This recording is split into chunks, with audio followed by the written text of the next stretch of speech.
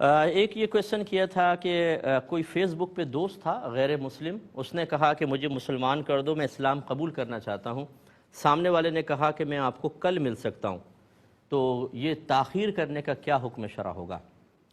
دیکھیں، پہلے تو ایک اصول اور ضابطہ یاد رکھیے، پھر اس پر آتا ہوں کہ رضا بالکفری کفرن، کفر سے راضی ہونا بھی کفر ہوتا ہے۔ یعنی مثال کے طور پہ اگر کوئی شخص میں کہتا ہے میں کافر ہوں، آپ کہتے ہیں بہت اچھا، بھی تو کافر ہے، بالکل صحیح ہے، یعنی اس کے کافر ہونے سے آپ راضی ہیں، تو یہ جیسے یہ تحسین کرنے والا یا راضی ہونے والا ہوگا فوراً کافر ہو جائے گا۔ تو اب خلاصہ کلام یہ ہے کہ جب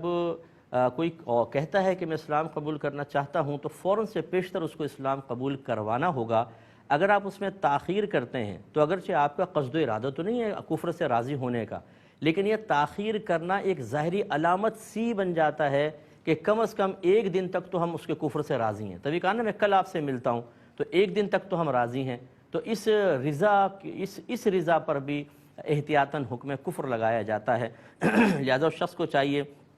جو مسلم تھا کہ اللہ کی بارگاہ میں توبہ کرے اور احتیاطاً تجدید ایمان اور تجدید نکاح کرے۔ اور یاد رکھیں، اگر کوئی آپ کو کہتا ہے کہ میں مسلمان ہونا چاہتا ہوں، تو سب سے پہلے دیکھ لیں کہ وہ غیر مسلم یعنی کافر اصلی ہے یا مرتد ہے۔ کافر اصلی کا مطلب جو پہلے سے ہی کافر چلا آ رہا ہے،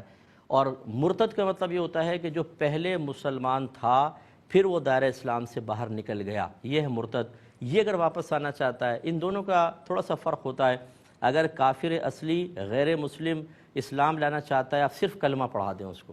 صرف کلمہ، اس کا مفہوم سمجھا دیں، مسلمان ہو جائے گا، باقی لوازمات بعد میں دیکھیں گے۔ لیکن جو مرتد ہو جاتا ہے، مثال کے طور پہ ایک مسلمان تھا، وہ اہل کتاب میں سے ہو گیا، یا مشرک، اس نے شرک والا مذہب قبول کر لیا، تو اس کے مسلمان کرنے کا طریقہ یہ ہے کہ پہلے اسے ان تمام عقائد باطلہ سے نفرت کا اظہار کرنا ہوگا، یہ کہنا ہوگا کہ میں ان تمام عقائد کو باطل سمجھتا ہوں، وہ غلط ہیں۔ اس کے بعد وہ کلمہ پڑھے گا تو اس کا کلمہ مقبول ہوگا، ورنہ نہیں۔ تو ابھی جو صورتحال ہے، اگر اس میں کافر اصلی تھا، یعنی شروع سے ہی وہ کافر چلتا آ رہا تھا، مسلمان ہونا چاہتا تھا، آپ کو فوراً کلمہ پڑھانا چاہیے تھا اور مسلمان کرنا چاہیے تھا۔ میرا غالب گمان یہ ہے کہ جو دوسری طرف تھا مسلمان، اس بیچارے کو پتہ ہی نہیں ہوگا کہ کیسے کرنا ہے، تو اس نے کہا میں کل آپ سے ملتا ہوں تاکہ پہلے میں معلوم کر لوں اس کو کیسے مسلمان کرنا ہے، اس کے بعد پھر اور مسلمان کرنے کا ہمیں بڑا شوق ہوتا ہے نا، بعض کہتے ہیں صاحب الحمدللہ 4 کو مسلمان کیے ہیں میں نے، تو بھائی 4 کو مسلمان کر کے آپ کا کیا کمال ہوا؟